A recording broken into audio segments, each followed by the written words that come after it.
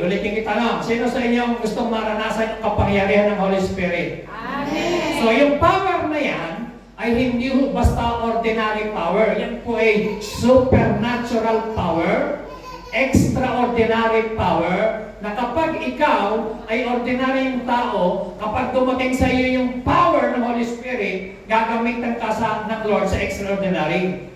Kahit kung ikaw ay mahiyaing tao, pag dumating sa iyo yung power na yan, magkakaroon ka ng boldness. Amen? Amen. Kung ikaw ay maraming mga gustong ma-overcome sa sarili mo, halimbawa, may mga bisyo tayo na hindi natin ma-overcome sa prayer, pagdating ng power na yan sa buhay mo, makikita niyo po yung pagbabago, transformation.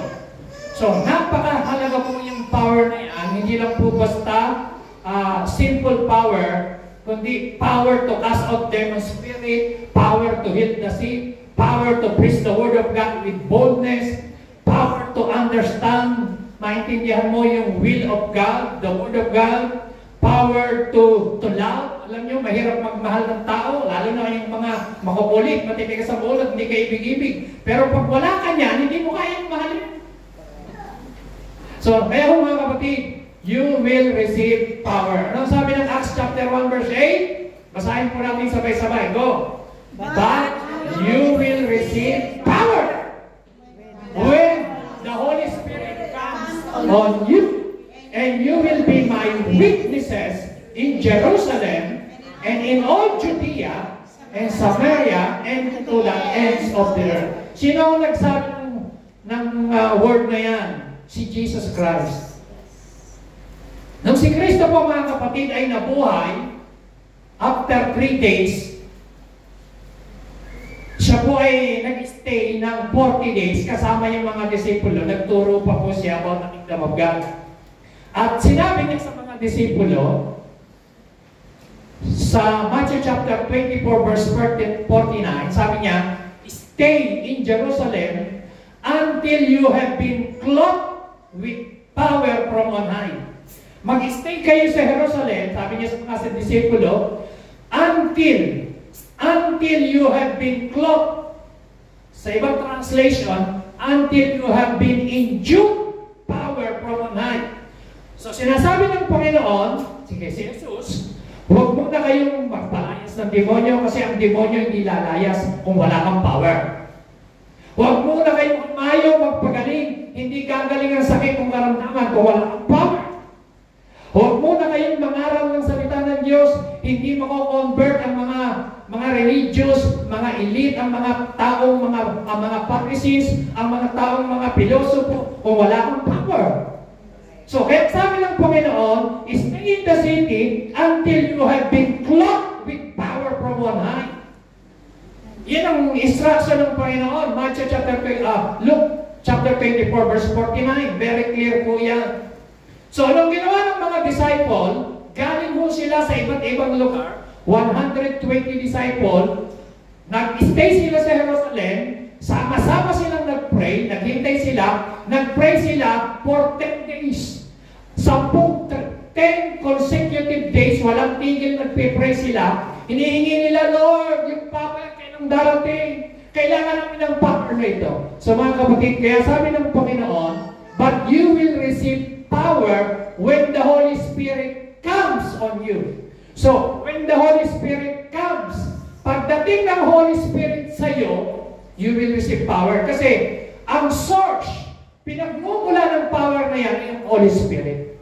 Amen. Amen? Amen. Who is the source? The Holy Spirit. Ano ang purpose? And you will be my witnesses. Hindi ka magiging epektibong magpatotoo kahit sa buhay mo. Bakit ganun? Tataka tayo, di ba? Minsan sabi natin, ganun, Lord, tagal ko ng Kristiyano ba? Wala yung magbabago kung nakikita sa buhay ko, parang konti lang. Parang hindi nababago yung aking way of living, yung pananalita, yung takbo ng isip ko, yung ginagawa ko, parang walang difference sa mga hindi mananampalataya. Pag tinignan ka, parang lang, walang difference. Minsan, parang mas mababait pa yung mga tigalabas kaysa sa mga Kristiyano. Di ba? Ba't ganun? buti pa itong creation ito. Alam niyo, meron kasama sa trabaho. Meron akong kasama sa trabaho. Tiga Senegal. Itim po siya. Pero, very prayerful. Alam mo yun, pagka oras ng panalangin nyo, lalabas na yun sa baba. At bago mag-pray, alam mo ang ginagawa? Yung paa, hinuhugasan. Kahit katatapos ng trabaho, hinuhugasan ng bibig, hinuhugasan ng kamay, nagigilakos. Sabi ko, itong tao na ito, very religious. Ha? Talagang, yung panglabas niya, hinuhugasan yung nililinis niya dahil sila ay mag-pray. At mabait naman. Kaya nga sabi ko, minsan may mga unbeliever, pero iba yung paniniwala, mas mababait pa sa Kristiyano. Pero wala dito, no? Wala dito. Ha? At hindi ho siya naninira ng kanyang kapwa. Hindi siya nagsasalita ng pangit sa kapwa. No? At kilala ko po siya. So mga kapatid, sabi ko, anong difference? Kaya lang ang difference, pag tinanong mo kung sila safe, hindi po sila 100% safe. Hindi alam ko saan pupunta. Pero religious sila. Pero mahal nila si Diyos nila. Pero iba yung basihan ng kanilang pananampalataya. Hindi ho pure word of God. Pero okay ho ba itong mic natin? Okay ba? Napuputol. So, pakibigay nga ako ng ayos-ayos. So, sabi ng Bible, but you will receive power. Sabi natin, power. Power. Ulitin ko, gusto ba natin ng power na yan? Amen. So, bibigyan ko po kayo ng siya o 8 na bagay, bakit kinakailangan natin yung power na yan? Bakit kailangan natin tanggapin yan? So, mga kapatid, una, maintindihan natin what is the baptism in the Holy Spirit. Kasi po, pag ikaw ay nabaptize ng Holy Spirit, diyan darating yung power. Okay? So dapat i-discern nyo yan. Number 1, kung bakit kinakailangan. It is a powerful, life-changing experience. Sabihin natin, number 1, it is a powerful, life-changing experience. So, dito pagka tumanggap ka ng bautismo ng Banal Espiritu, yung tinutukoy na pangako ng Panginoon, ito po ay life-changing experience. Sabihin natin, life-changing experience. Life-changing experience. Sa Bible po, makikita niyo po si Pedro. Ordinaryong tao, si Pedro po, pag pinag-aralan mo istorya niya, bago niya tinanggap itong power na ito, siya po ay palamura. Siya po ay nagsisinungaling pa nga, idinina niya si Jesus. Siya ay mainitin ng ulo. Siya po ay duwag. Pero, nung tinanggap niya yung power na ito, naging different person siya. So, kaya mga kapatid, pag tinanggap mo yung power na pinag-uusapan natin, you will never be the same again. Amen? Amen. Amen o ba? Amen. Amen ba ba? Amen. Hindi na ho tayo magiging kamukha ng dati. Tayo po ay magkakaroon ng boldness to preach the Word of God. Iba, life-changing experience, mararanasan po natin. Okay, number 2, it is a promise for all believer. Pangako ito hindi lang para sa mga apostol. Pangako ito hindi lang para sa mga apostol. Pangako ito hindi lang para sa mga elders, sa mga papagamit, para sa lahat ng mananampalataya. Amen? Kasama ako, kasama ka, lahat tayo, kapag ikaw ay ready to receive this power, ito po ay pangako para sa iyo. And number 3, it is a command to all believer. Hindi po ito request, ito po ay utos ng Panginoon, you must be filled with the Holy Spirit. Amen. Praise God. Yan. Palakpakan po natin si Lord.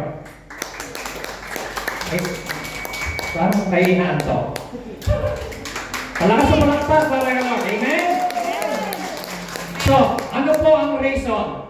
Bakit kinakailangan natin tanggapin ito? Number 1, it is a powerful, life-changing experience. Pangalawa, it is a promise for all believer. Pangatlo, it is a command to all believers. Okay. Ano ang promise? Tingnan niyo po. Acts chapter 1, verse 4. Ito pa, binasa po yan kanina.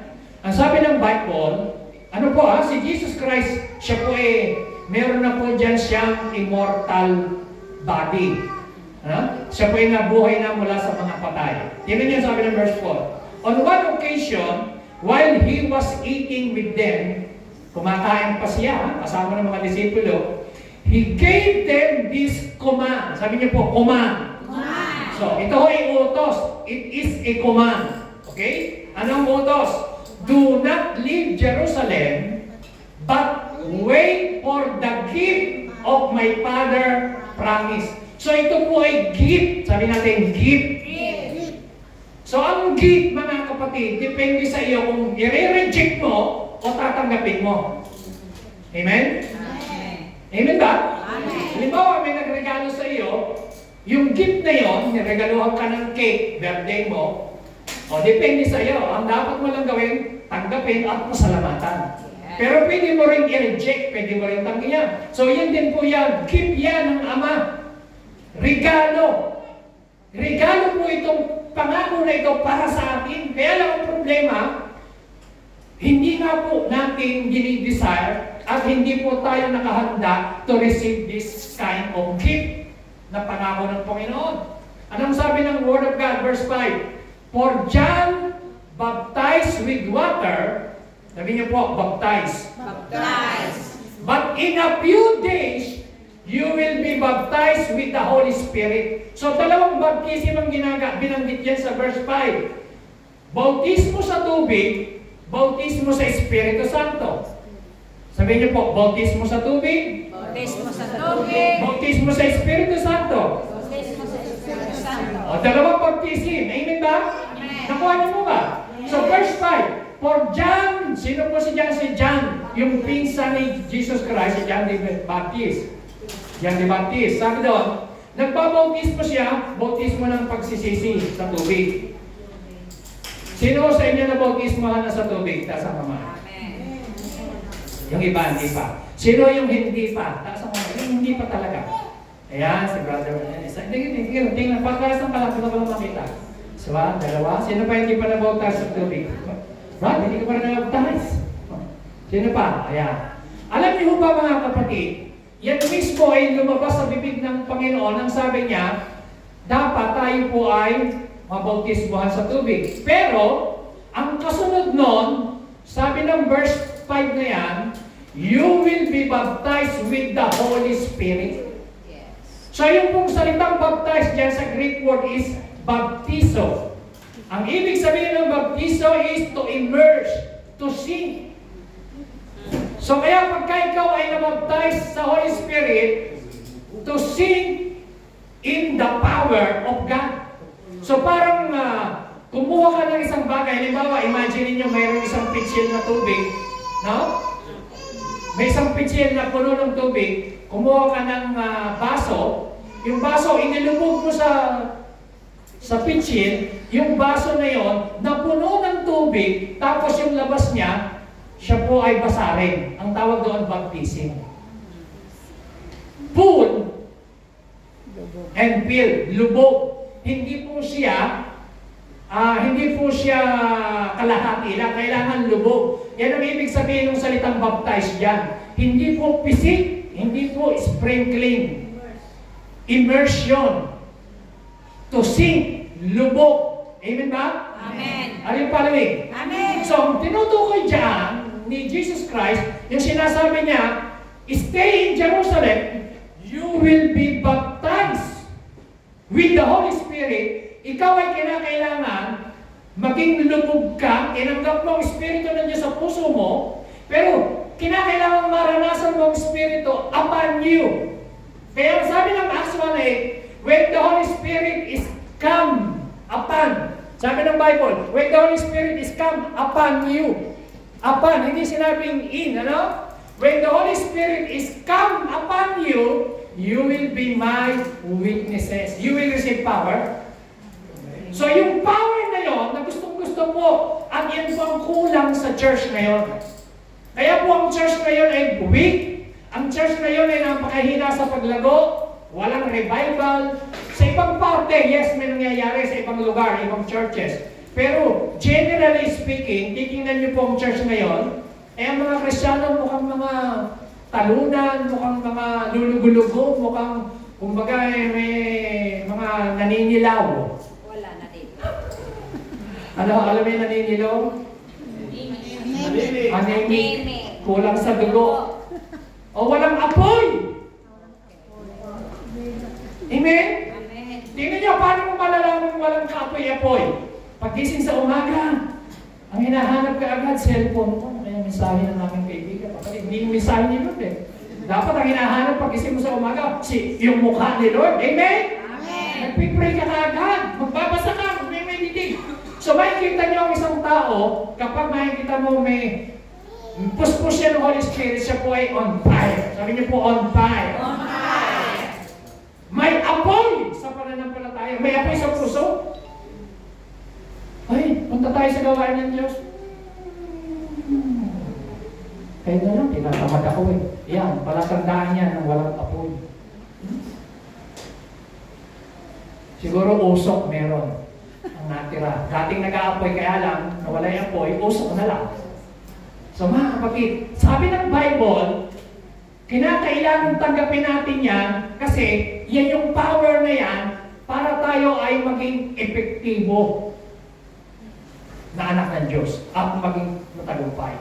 Bibigyan ko po kayo, papakita ko po sa inyo sa scripture kung bakit kailangan natin yung power na yan. Yung power na ito, mga kapatid, ay para sa lahat. Basahin po natin Acts 2:38 and 39. Peter replied, anong sabi ng Bible? Repent and be baptized. So magkaiba yun. Yung repent, magsisisi muna tayo, and be baptized. Every one of you. Sabi nyo, every one of you. Sabi nyo, every one of you. Ibig sabihin, kasama yung katabi mo. Sabi mo sa katabi mo, kasama ka. Everyone eh. Amen? Amen? Every one of you. O, hindi ka pwera. Ang sabi niya, in the name of Jesus Christ for the forgiveness of your sin. May karugtong. And you will receive the gift. Inulit na naman yung gift. Di ba kanina sa chapter 1, ang pangako ng Ama, stay in Jerusalem until you have received the gift. Ngayon, sabi niya, and you will receive the gift of the Holy Spirit. Sabi niyo, the gift of the Holy Spirit. The gift of the Holy Spirit. Okay. Gusto ba natin tanggapin yung gift na yun? Amen. Yan po ang gift na very special. Yan po ang gift na dapat natin i-desire sa buhay natin. Amen? Amen. Yan po yung gift na dapat natin kauhawan, kagutuman. Naisip po natin na matanggap natin yung gift ng Holy Spirit. Anong sabi ng verse 39? The promise is for you and your children and for all who are far off and all whom the Lord our God will call. So yung palang pangako na yan ay para sa iyo, for you. Sabi mo, sa katabi mo, for you. For you. At hindi lang yun, para sa lahat ng tinatawag ng Diyos. Amen? So itong pangako na ito, mga kapatid, ay hindi lang para sa mga pastor, para ito sa lahat. Okay, tanong. Gusto niyo bang matanggap yan? Amen. Gusto niyo bang matanggap? Amen. Ang sabi ng Acts 1:8, but you will receive power. Sabi natin, power. Power. When the Holy Spirit comes on you, and you will be my witnesses. Ano ang purpose? Hindi ka bibigyan ng power ni Lord para lang tayo magyabang. Nagpapalayas ako ng demonyo. Lahat ng may sakit na pinapatong ko ng kamay, gumagaling. Hindi ho. Bibigyan ka ng power ni Lord. Anong purpose? So that you will be my witnesses. Yung salitang witnesses dyan ho ay, ibig sabihin dyan ay martyr o martus.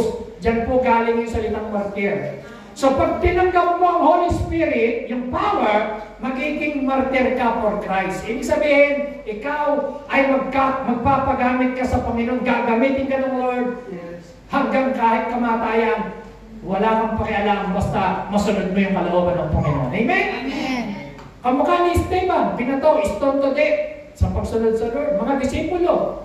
So, meron ka ngayong kagalakan na sumunod sa Lord. So, bakit maraming Kristiyano walang kagalakan? Kasi nga, wala silang power ng Holy Spirit.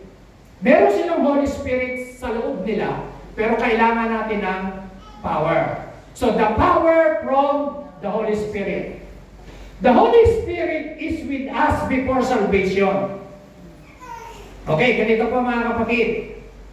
The Holy Spirit is with us before salvation. Brother, halika na sandali. Si Brother Eka.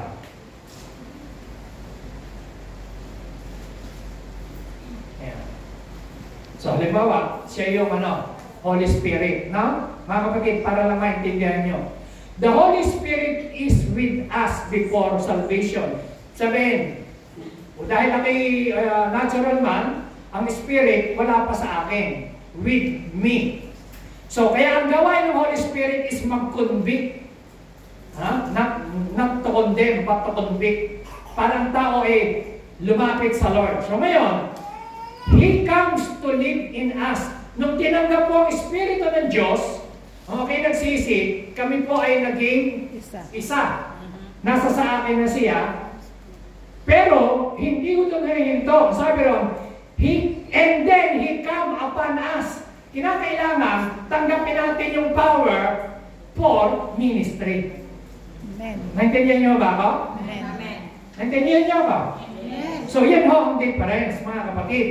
Ang Spirit, thank you. Yung Espiritu, hindi mo lang tinanggap.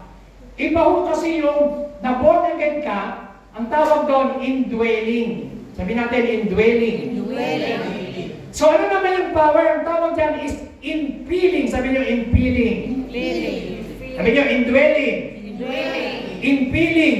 Infilling. So, yung indwelling, tinanggap na yung Espiritu ng Diyos, nung ikaw ay na-born again, nasa iyo na yun. Sabi ng Bible, hindi ka niya iiwanan. Ngayon, pero kailangan mo ng infilling. Nakamukha ng mga disipulo, nung si Kristo ay nabuhay mula sa mga patay, ang unang ginawa ni Kristo sa mga disipulo, hiningahan. He breathed on them, ang sabi ng Lord, ng Bible, receive the Spirit. Tinanggap nila Espiritu. Pero sabi ng Panginoon, pero mag-stay kayo sa Jerusalem until you have been clothed with power from on high. So kaya magkaiba yung bagay na yun. Two different things. Yung magkaiba po hindi po natin pwede sabihin, anyway, nasa akin naman ang Spirit, born again ako, Kristiyano na ako, okay na siguro yun. So mga kapatid, kulang. Kailangan mong tanggapin yung power ng Holy Spirit so that you will be my witnesses. Hindi tayo magiging witnesses kung wala tayong power. Amen ba? Amen. Are you following? Amen. Naintindihan niyo po maigi? Amen. Okay? Are you ready sa susunod? Ito. Why is the baptism of the Holy Spirit is important in every believer's life? Why? Ito ang number one reason. Because it is the Christian's source of power for life and service.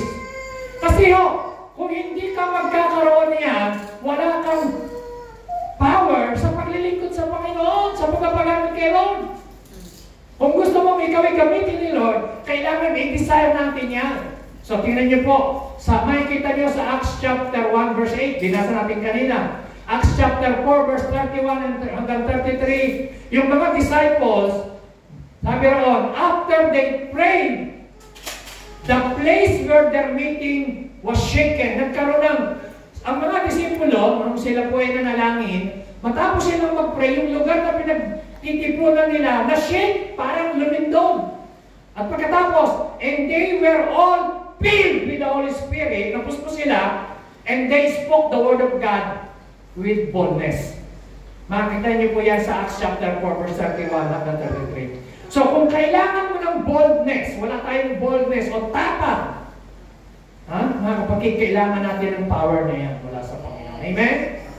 Okay, number 2. Because when you are baptized in the Holy Spirit, you will receive power to witness. Yun yun, Acts chapter 1, verse 8.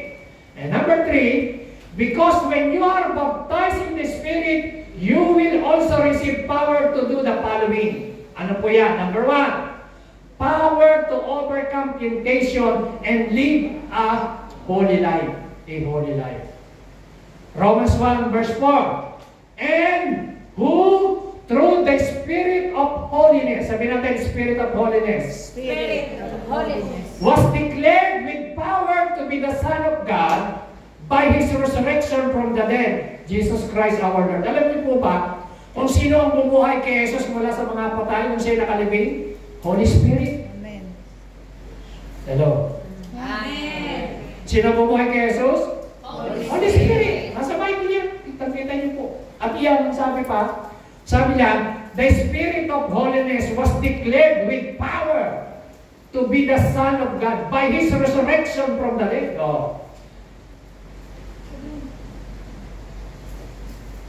Kaya sa Kristiyano na tinanggap niya ang Espiritu ng Diyos, ang tinanggap niya ay Holy Spirit. Sabi natin, Holy Spirit. Holy Spirit. Anong sabihin ng Holy Spirit? He is holy. The Spirit of holiness. So, pag tinanggap mo ang Espiritu ng Diyos sa buhay mo, bibigyan ka ng power to overcome temptation. Kamukha ni Jesus Christ, di ba? Siya po yung sa Matthew chapter 4, nag-fasting po siya 40 days, dumating yung tempter, si Satan, tinutokso siya. Kung ikaw ang anak ng Diyos, gawin mong tinapay ang batong ito. Ganyan, tapos tinukso siya. Kung ikaw talaga yung anak ng Diyos, tumalong ka dyan at nasulat, sasabuhay ka ng anghel. 3 beses siyang tinukso. 3 beses siyang sinagot ni Jesus Christ ng Word of God. At alam nyo, na-overcome niya because, ang sabi ng Matthew chapter 4 verse 1, Jesus was full of the Holy Spirit and He was led by the Spirit and He returned in the power of the Holy Spirit. Makikita niyo po Matthew chapter 4. So, si Jesus Christ, kung paano niya na-overcome yung gawa ng kaaway, because He was full of the Holy Spirit. Amen? Amen. So, kailangan po natin yan, mga kapatid, para mapagtagumpayan natin. Di ba? Kung minsan, gusto natin, nag-pray tayo. Bakit ganun? Hindi ko mapagtagumpayan yung pagiging magagalitin.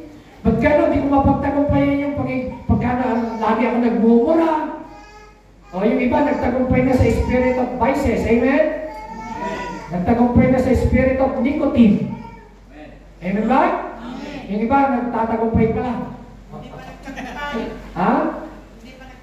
Hindi pa nagtagumpay, di ba? O, tatagumpay pa lang.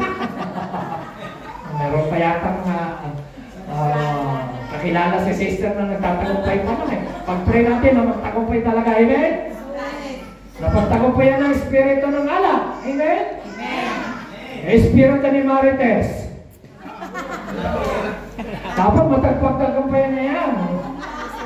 Ha? Amin ba yan? Ayaw yung meme doon. Amen. Kailangan ma-overcome natin yung spirit of chismis. Amen? So, temptation yan. Alam nyo, maraming klase ng temptation. Lust of the eyes, lust of the flesh, and pride of life.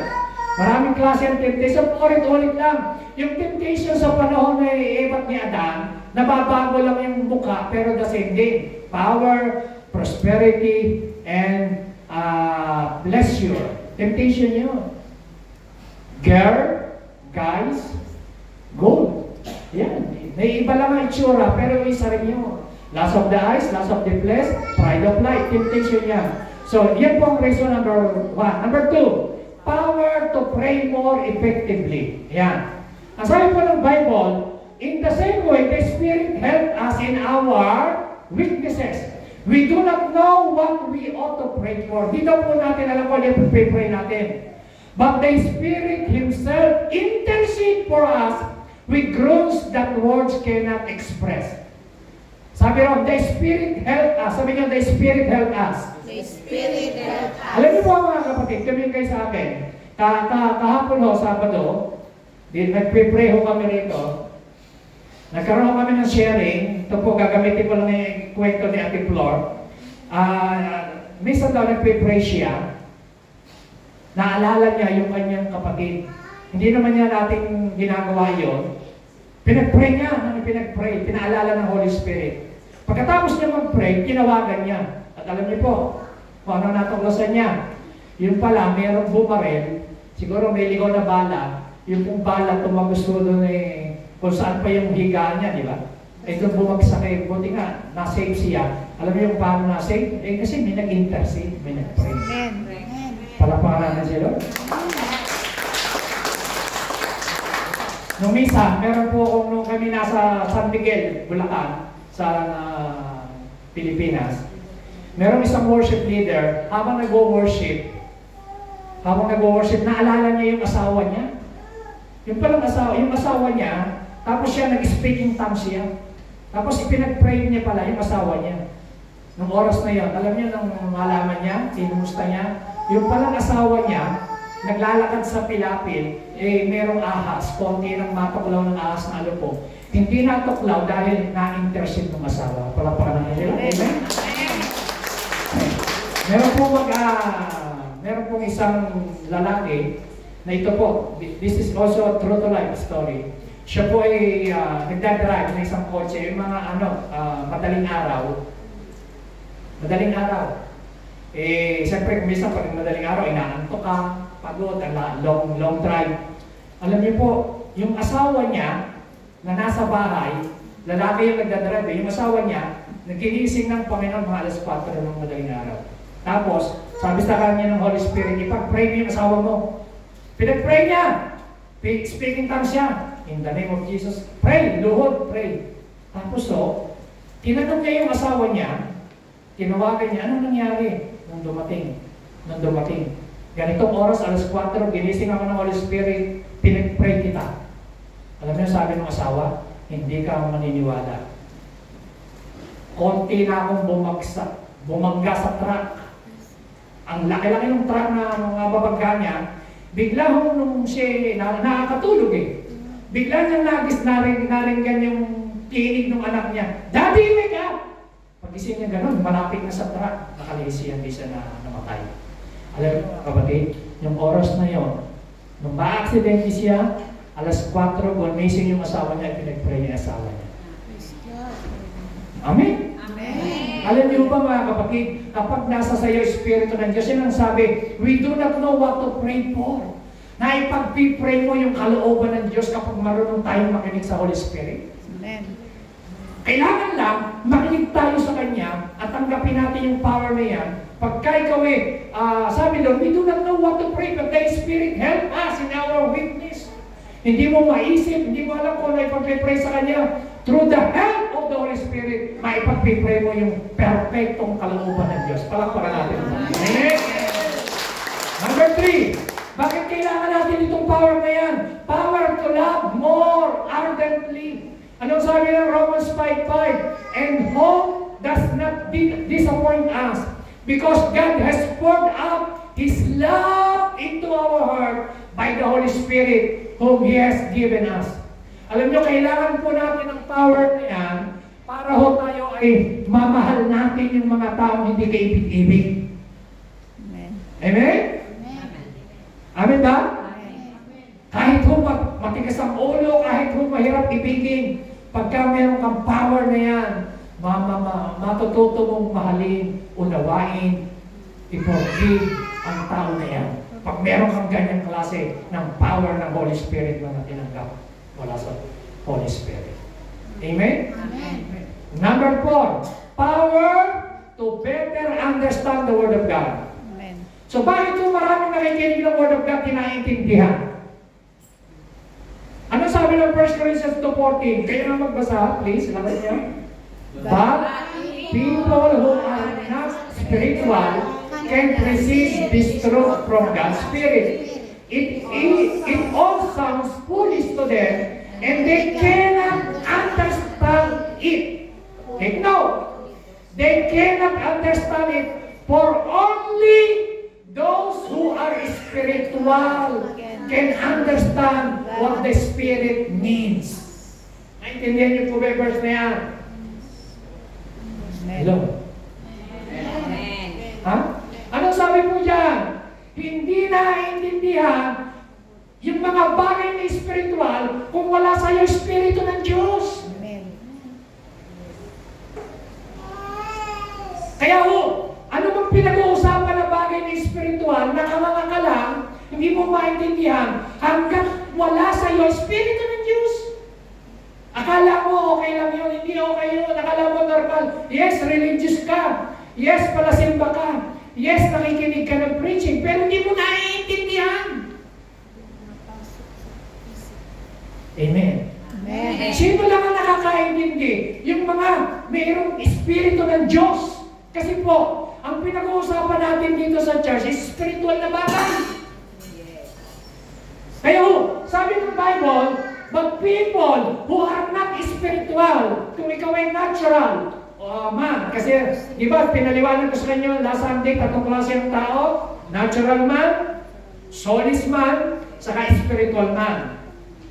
Pinaliwanag ko po yan, nagtabaho po ang tatlong tao dito sa harap. Amen ba? Amen. So, iba yung natural man, wala pang spirito ng Diyos sa puso, sa buhay niya. Kahit ano gawin mong share, hindi niya maintindihan, pagtatawanan ka lang, nasabihin ka, nabubuwang, sabihin ka, si Raulo, sabihin ka, ano mapapala mo dyan? Hindi niya maintindihan, bulag yan. Kasi nga, wala spirito ng Diyos. Yung pangalawa, soulless, siya naman ay carnal. Siya po ay musmus pa sa pananampalataya. Yung pangatlo, yun po yung spiritual. Dapat tayo maging spiritual. Ngayon, kapag ikaw ay naging spiritual na tao, doon mo pa lamang naiintindihan yung mga pinuturo ni Pastor. Amen. Yes. Correct. Amen. Amen? Amen. Oh, hindi ba kayo nagtataka? Bakit kapag ka-spiritual ang pinag-uusapan, nahihirapan tayo na maintindihan, pero kapag ang usapan ay hindi spiritual, bidang-bida tayo, di ba? Live na live tayo. Alive na alive. Gising na gising. Lalo na kapag pinag-uusapan niyo, kilala mo ba si ganito? Nabuntis yan, pero walang asawa. Ha? Di ba? Kahit na live tayo na, gano'n. Kilala mo ba si ano ganito? Ay, mga kapatid, pero pag spiritual na bagay, ang usapan, hindi ito maiintindihan hanggat kahit ikaw ay anak pa ng pastor, kahit ikaw ay lumaki pa sa church, hanggat hindi mo tinatanggap ang Espiritu ng Diyos sa buhay mo, yung kapangyarihan hindi mo maintindihan. Yan pong sabi ng Bible. Amen? Amen. Hindi mo maintindihan. Pastor, religyoso naman ako, nagsisimba naman ako. Yes, kahit nagsisimba ka, pag-uwi mo, ganun pa rin. Wala lang. Walang changes. Yan ang difference. So, tinuturo ko po sa inyo very basic, okay? So, sabi, power, bakit kailangan natin para magkaroon tayo ng kaunawaan sa Word of God? Para maintindihan natin. Bakit? The Spirit gives life. The Spirit gives understanding. The Spirit gives knowledge. The Spirit gives wisdom. So, kung wala sa Espiritu ng Diyos, you are not belong to God. Kaya mapalad tayo dahil tinanggap na natin Espiritu ng Diyos. Palampakan natin ang Panginoon. Amen? So, sino sa inyo ang tinanggap na Espiritu ng Diyos? Taas ang kamay. Are you sure? Are you sure? Amen. So, kung naintindihan nyo na yung sinasabi ko, tinuturo ko, meron na kayong Espiritu ng Diyos. Number 5, power to preach more effectively. Tingnan niyo ang sabi ng Bible. Then Peter filled the Holy Spirit. Sabi niyo po, filled with the Holy Spirit. Filled with the Holy Spirit. Sabi niyo po, Peter filled with the Holy Spirit. Filled with the Holy Spirit. Ilakas niyo po, Peter filled with the Holy Spirit. Pansinin niyo, puspos yan ng Espiritu Santo. Said to them, rulers and elders of the people, verse 31, after they prayed, the place where they were meeting was shaken, and they were all filled with the Holy Spirit. So yung po mga alagad, yung mga nagpipray, lahat sila napuspos ng Spirit. Ano nanging epekto? Spoke the Word of God boldly. Alam niyo mga kapatid, ang epekto ng puspos ng Holy Spirit, meron kang boldness. Sabi niyo po, boldness. Boldness. Boldness. Sabi niyo po, boldness. Boldness. Ano po yung boldness? Katapangan. Hindi po yung walang hiya. Matapang. Boldness. Katapangan. Matapang. Naintindihan niyo ba? Yeah. Hindi yung walang hiya. Yung walang hiya kasi parang walang hiya. Parang masama eh. Parang pangit. Ito ho, boldness. Yung malakas ang loob mo. Yung pag sinabing, share mo yan, share mo talaga. Yan ang nangyari sa kanila. Wala silang boldness. Si Pedro, kung natatandaan niyo, duwag yan eh. Nung wala pang kapuspusan ng Holy Spirit. Kaya kung ang problema mo, halimbawa, ako po, wala akong boldness to praise nung hindi ko naintindihan niya na tinatanggap ang kapangyarihan ng Holy Spirit. Hindi ako kayang tumayo sa harapan, hindi ko kayang magpaliwanag, pero through the help of the Holy Spirit, magagawa mo yan. Amen? Amen. Sabi ng iba, Pastor, gusto ko rin mag-encourage, gusto ko rin mag-share, gusto ko magpatotoo. Kaya mong gawin yan sa tulong at kapangyarihan ng Banal na Espiritu. Palakpakan natin ang Panginoon. Amen? Boldness, power to praise. Okay? Tingnan niyo po, ang sabi ng Acts chapter 4, verse 23, 32, 33. All the believers were one in heart and mind. No one claimed that any of his possession was his own, but they shared everything they had. With great power, sabi niyo po, with great power, the apostles continued to testify the resurrection of the Lord Jesus Christ. And much grace was upon them all. Pansinin niyo po, with great power, sabi niyo, with great power. So yung mga apostol, tuloy-tuloy silang nagpatotoo, naganap yung Acts 1:8. Nakita niyo po ba? Sabi doon, when the Holy Spirit is come upon you, you will receive power. Then you will be my witnesses. Tingnan niyo po ang sabi ng verse 33. With great power. Sabi niyo po, great power. Great power. The apostles continued to testify. So, share sila. Diyan po sila ngayon humahayo, nagpapalayas ng demonyo, nagpapagaling, nangangaral, nagkaroon ng revival sa Samaria, nagkaroon ng revival sa bawat lugar na puntahan nila, may revival because of the power of the Holy Spirit. Yes. Nagpapatotoo sila because of the power. So yan po yung gusto kong ipag-pray natin, nasahin natin, na ma-experience natin lahat. Amen? Amen. Gusto ba natin yan? Amen. Kasi po, yung pag nag-share ka, limbawa nag-pray ka, di mo ba, may sakit tayo, ganun, Lord, lahat ng pinag-pray ko, may sakit na mamatay. Lord, gusto ko naman pag susunod, pag-pray ko, mabuhay naman, Lord. Kaya pala, wala tayong power, kailangan humingi tayo ng power kay Lord. Amen? Naranasan niyo naman magpalayas ng demonyo? O nung nakakita tayo ng demonyo, tayong lumayas? Mga kapatid, pag ikaw yung may power, dumarating ka pa lang, alam ng demonyo, ang demonyo umalis na. Amen? Amen. Alam niyo po, sa panahon po natin ngayon, maraming demonyo. Dito sa lupa. Huwag niyo titignan yung katabi niyo, hindi yan. Maraming demonyo sa lupa, na ang demonyo na yan, spirit, hindi tao. Amen? Amen? Maraming demonyo, kahit sa pumunta, may demonyo. Ay, kahit pumunta ka lang sa trabaho, nakakasalubong ka ng demonyo dyan eh. Demonyo, di ba? Minsan, magbihira naman ang amo ko, umagang-umaga, demonyo ko. Mga kapatid, pag may power ka, sabi ng Bible, Luke chapter 10 verse 19, sabi ng Diyos sa mga disipulo, I have given you authority and power to tread on over all the power of the enemy and nothing will harm you. So, mga kapatid, kailangan natin yung power na yan. Tapos sabihin ng iba, Pastor, nung panahon lang yan ng mga apostol, Pastor, hindi ba yung power na yan, lumipas na yan? Saan mo mababasa sa Bible na yun ay sa panahon lang nila? Ang sabi ng Acts 1:8, pag tinanggap mo ang Espiritu ng Diyos, you will receive power. Amen? Amen.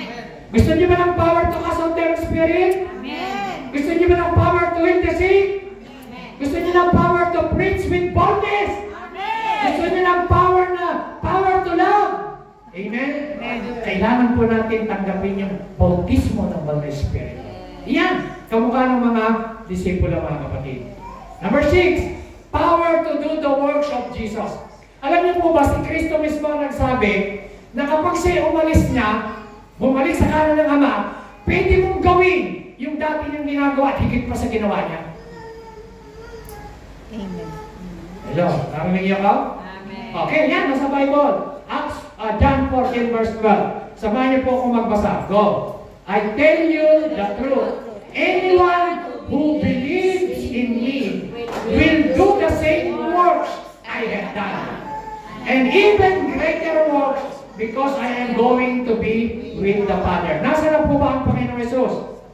Nasaan si Jesus? Nasaan si Jesus? Nasa Father, sa kanan ng Ama na maupo. Amen.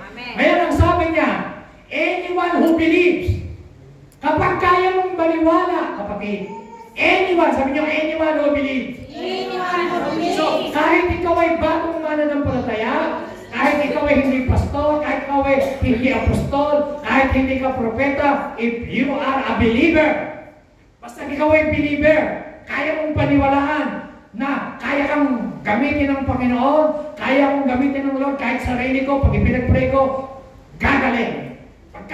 Pagka naniwala ka, if you believe, sabi ng Bible, you will receive whatsoever you ask for in prayer.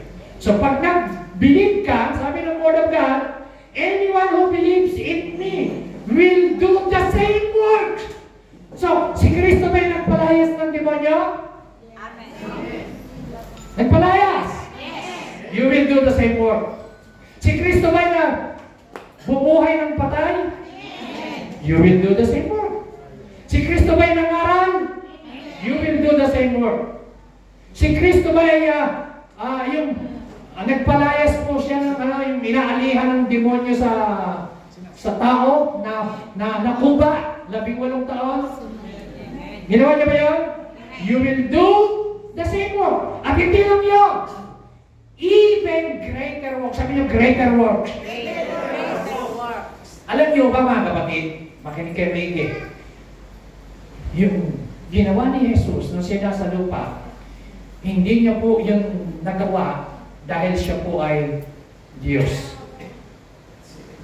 Siya po ay nagkatawang tao, siya po ay empowered by the Holy Spirit. Full of the Holy Spirit and led by the Holy Spirit. Yes, naniniwala tayo siya Diyos. Pero naniniwala din tayo siya 100% nagkatawang tao. Pero bakit siya nakagawa ng himala? Because He was filled with the Spirit and led by the Spirit, empowered by the Holy Spirit. Ngayon, sabi ni Jesus na siya umalis, gagawin niyo rin yung ginawa ko noong kayo nasa lupa. At hindi lang yun, greater works. Amen? Amen. Alam niyo ho ba na marami pong mga evangelists sa ngayon, greater works yung ginawa nila kaysa sa nagawa ni Kristo. Si Kristo po, ang kanya lang mga crowd, mga 3,000, 5,000, o let's say 10,000. Pero sa panahon mo ngayon, yung mga evangelists, pumunta si Benny Hinn sa Africa, si Reinhard Bonnke, milyon. Isang crusade lang yun, milyon. 100,000. So mga kapatid, greater works. Amen? Amen. Greater works. So bakit kung greater works? Tingnan niyo po, John 14 verse 16 and 17. And I will ask the Father, and He will give you another counselor. Sabi niyo po, another counselor. To be with you forever. Ito mga kapatid, makinig kayo. Dapat maintindihan niyo po ito. In-explain ko po sa inyo unti-unti para maintindihan po natin. Sabi niya, kanina si Kristo, pagka umakit sa Ama, pero sabi niya, I will ask the Father, na ibigay sa atin yung another. Alam niyo po yung salita dyan, another counselor, sa Greek word yan is alos o parakletos.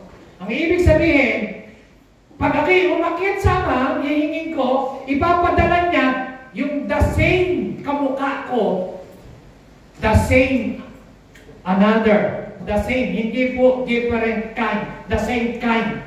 Ang ibig sabihin ng salita dyan, another counselor to be with you forever, yung Holy Spirit ang tinutukoy dyan, the Spirit of truth, the world cannot accept Him. Hindi maintindihan ng mundo yan. Hindi yan maintindihan ng hindi Kristiyano.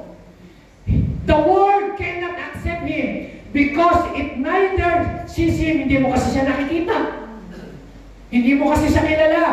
But you know Him, for He lives with you. Sabi niyo, He lives with you. He lives with you. And will be in you. Amen? Sino tinutukoy? The Holy Spirit. So the Holy Spirit lives in you, with you, in you, nasa sayo, and will be with you. Kaya po mga kapatid, sensitive tayo sa gawa ng Panginoon. Kaya gusto ko pong ituro sa inyo yung series na yan. Nakilala pa natin ng malalim na pagkakilala ng Holy Spirit. Kasi ang alam ng tao sa Holy Spirit, doktrina lang. Ang alam ng tao sa Holy Spirit, power lang. Ang alam ng tao sa Holy Spirit, kalapati. Ang alam ng tao sa Holy Spirit, siya ay apoy, hangin. Hindi. Yun po ay mga simbolo lang. But the Holy Spirit, He is the third person of the Trinity. He is Lord, He is God, and He is eternal. At sa atin pong pag-aaral mga kapatid, maiintindihan nyo kung bakit pala si Pastor ay gano'n na lamang ang kanyang pagnanasa na maipaunawa at maiparating ko sa inyo. Doon nyo ako maiintindihan kapag ka nakarating na nakuha nyo po yung seminar na ito. Maiintindihan nyo, detalyado, biblically speaking, kung ano pala, gaano kahalaga lumalim tayo sa relasyon sa Banal na Espiritu. Amen? Amen. At last, tingnan niyo po ang sabi niya, John 16 verse 7. Si Jesus ang nagsabi, kayo pong bumasa. Tingnan niyo po sa niya. But I tell you the truth. It is better for you that I go away. Because if I do not go, the Helper will not come to you. But if I go away, then I will send you to you. Unawain po natin ito. Huwag po kayong matutulog. Huwag kayong kukurap. Unawain niyo ang verse na ito. Ano ba sabi ng Bible? Si Jesus ang nagsasalita dyan, kausap niya ay mga disipulo. Sabi niya, but I am telling you the truth. Pag sinabi ng Panginoon, I'm telling you the truth, talagang ito'y totoo, at ito yung katotohanan na dapat natin maintindihan. This is the truth. Amen? Amen. Si Jesus ang nagsabi, I'm telling you the truth. Ano yung truth? Truth. Alam niyo, iba yung truth sa truth. Amen? Maaaring ikaw ay may natanggap na balita, true, pero that is not the truth. Pero ang truth, totoo, iyan ang Word of God. John 17:17 sabi ron, sanctify them by the Word of God because the Word of God is truth. Ang sabi po ng John 14:6, Jesus is the way, the truth, and the life. So, mga kapatid, iba yung truth sa truth. Sabi ni Kristo, I'm telling you the truth. Itong totoo. Anong totoo? Sabi niya, it is better for you. Mas advantage, mas makakabuti, mas maganda sa inyo, umalis ako, at pag umalis ako pumunta na ako sa Ama, ipapadala ang Holy Spirit. Anong advantage? Tingnan niyo po, makinig kayo. Ito example, para maintindihan niyo yung verse na yan. Kung si Jesus Christ, kasama natin physically. Physical. Nandito kasama natin physical. Diyos siya. Pero siya ho ay limitasyon, mayroon po siyang limitasyon. Kung nandito siya, wala siya sa Pilipinas. Nandito siya sa physical. Amen. Amen? Amen. Nasaan si Jesus? Nandito. Nasa Amerika ba siya? Wala. Wala, kasi nandito siya. So, yun ang limit. Ngayon, ang difference sabi niya, it is better for you that I go away, sabi ni Kristo. Aalis ako. Pero pag alis ko, meron ako ipapadala, the same thing. Ibig sabihin, the same God, the same Lord, eternal, creator, comforter, strengthener, helper, alongside with you. So, yun ang ibig sabihin niya. Papadala ko. Because if I do not go, the helper, Holy Spirit, it refers to the Holy Spirit, will not come to you. But if I do go away, then I will send Him. Kaya nga, ipinadala dumating ang Holy Spirit. Ngayon, ito na nangyari. Espiritu na tayo ng dispensation. Ang difference, mga kapatid, tingnan niyo ho. Kung merong more than 7 billion tao sa Pilipinas, more than 7 billion ang tao sa buong mundo. Kung si Jesus Christ kasama natin physical, halimbawa i-evangelize niya si Joy, mag-spend siya ng 5 minutes, share siya, another 5 minutes, gaano karaming oras at gaano karaming taong may evangelize ni Kristo. 33 years lang siyang nalari sa lupa, na buhay. Hindi niya matatapos ang 7 billion na tao para evangelize niya. Nagkano niyo ba? Kaya sinabi niya, it is better, it is advantage. Mas maganda yung Holy Spirit, nung Espiritu na, nandito siya sa akin, nasa Kanya, nandito, at nasa mga Kristiyano sa Pilipinas, nasa Kristiyano sa mga Africa, sa Amerika, sa China, kahit sa different parts of the world, na kinagap ang Espiritu ng Diyos, yun yung sinasabi niya, advantage. Kaya sabi niya, it is better for you that I go away, because if I do not go, the Holy Spirit will not come to you. Kaya po, yun po ang difference na yan. Amen? Amen. Amen.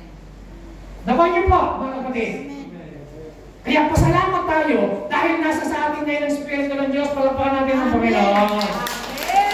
Kaya kailangan, makilala natin siya, lumago tayo sa pagkakilala, lumalim ang relasyon natin sa Holy Spirit, kasi nga po, yun po ang advantage natin ngayon.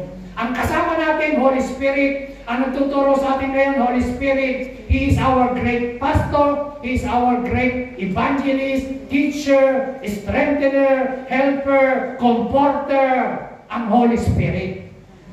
Hindi lang po natin ito na-acknowledge at hindi lang po tayo aware sa bagay na yan. Kasi nga, ang ginawa ng mga simbahan, nagturo ng Spirit, pero hindi na-experience ang Holy Spirit. Naging doktrina lang. Amen. Oh, sa Pilipinas, may mga nagtuturo pa na ganyan. Doktrina lang nila Holy Spirit. Kaya kung itrato nila Holy Spirit, itinitreat lang nila na utusan, power, hindi po personalidad. Okay? So last, power to more clearly discern the voice of God. Sabi niya, the Spirit Himself testify with our spirit that we are God's children. Yung Espiritu ng Diyos. Na tayo anak ng Panginoon.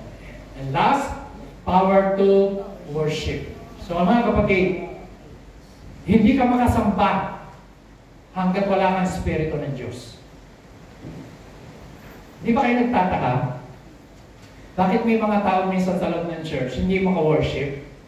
Ang sabi niya, yet a time is coming and has now come when the true worshiper, sabi niyo true worshiper. True worshiper. Ibig sabihin may false worshiper. Amen? Amen. Pag may true, may false. Parang pera. May peke, may original. Now, may true worshippers, may false. Ngayon yung true worshippers, mag-worship sa Father in spirit and truth.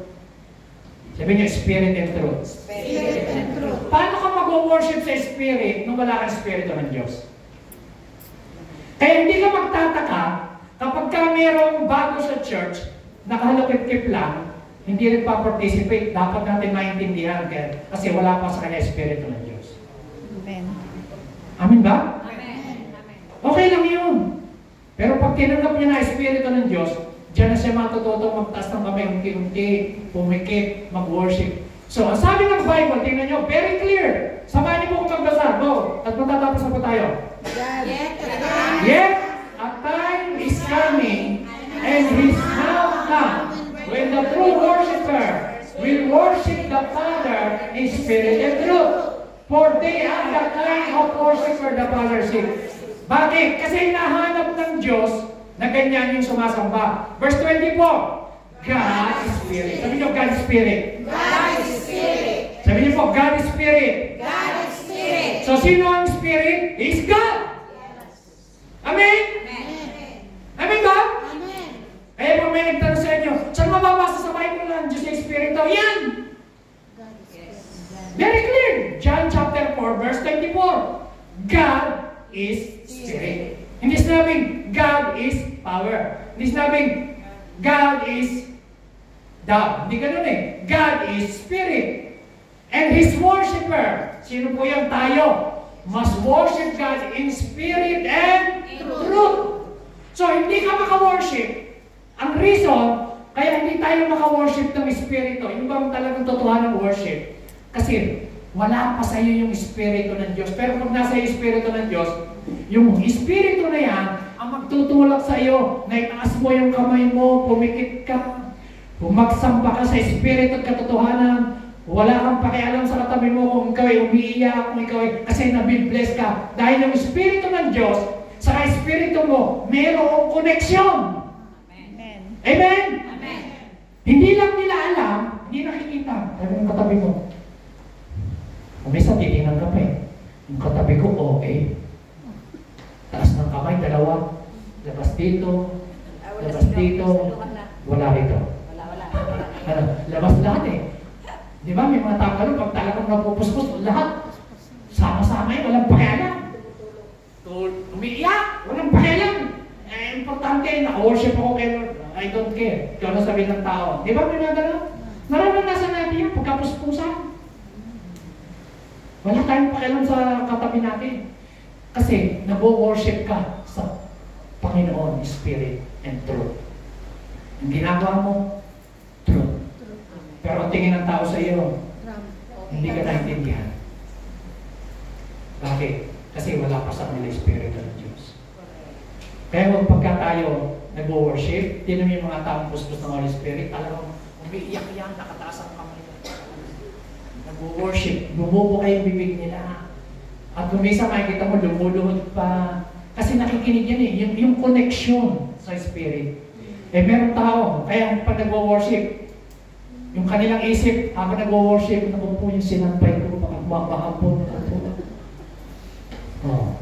Yung isip, naglalakbay, nag-worship, naku po. Naisara ko ba yung plancha? Yung plancha ako kanina, naku po. Hindi ko nahugot ah. Kaya tuloy nag-worship, yung isip nasa plancha. Nag-worship. Naku, yung part-time ko, hindi ba tumatawag ng gawin? Distracted. Nag-worship. Hanggang ngayon yung boyfriend ko, hindi nag-text. Wala, yung isip. Alam mo sabi ng Bible, God is looking for a true worshiper. Amen. At yung true worshiper dapat nakikita sa loob ng church. At hindi lang sa loob ng church, kahit nag-iisa ka sa loob ng kwarto mo. Alam niyo ba, sa ito sabihin ko sa inyo, yung ginagawa mo publicly, epekto lang yan sa ginagawa mo privately. Amen. Naintindihan niyo ba ako? Amen. Kapag ka publicly hindi ka maka-worship, ibig sabihin naintindihan kita. Privately, ganyan ka rin. Kasi resulta lang yan. Bunga lang yan ang ginagawa mo. Kapag kaya mo mag-pray publicly, kaya mo mag-pray privately. Pagka kaya mong humarap sa King of Kings and Lord of Lords, kahit sinong tao, kahit hari pa, kaya mong harapin. Amen? Amen ba? Kasi bago mo sila hinarap yung tao, humarap ka na sa King of Kings and Lord of Lords through prayer. Kaya meron kang boldness. Kasi nakaharap ka na sa kanya. Wala kang takot. Pero kapag hindi ka humarap sa King of Kings, sinong tao na harapin mo, hindi ka makaharap. Nahihiya tayo, wala tayong boldness. Mga kapatid, kailangan natin ng empowerment. Tayo lahat po ito ngayon. So how you can be filled simply lang? Number one, unang-una, you must be born again. Kung hindi ka pa born again, dapat po tayo mag-born again. Number two, you must hunger and thirst after God. Dapat kauhawan natin ito. Hindi po pa natin ito i-activate, pero gusto ko pong ipag-pray nyo.